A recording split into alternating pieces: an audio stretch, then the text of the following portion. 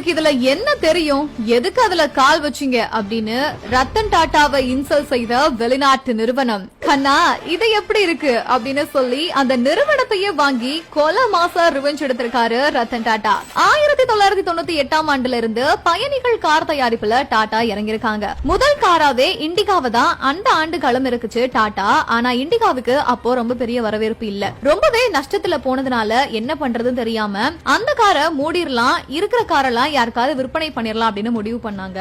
இந்த காரை வாங்குறதுக்கு போர்ட் நிறுவனம் முடிவு செஞ்சு பாம்பே ஹவுஸ்ல இருக்கிற டாடா தலைமை அலுவலகத்துல பேச்சுவார்த்தை நடத்தினாங்க. அதுக்கப்புறமா போர்ட் நிறுவனம் டெட்ராய்க்கு ரத்தன் டாட்டாவை அழைச்சு பேசினாங்க.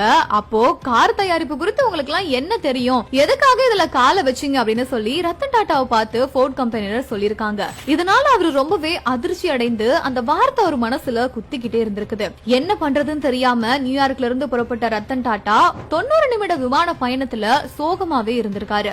அதுக்கப்புறமா போர்ட் நிறுவனம் இண்டிகாவை வாங்க முன் வந்துச்சு.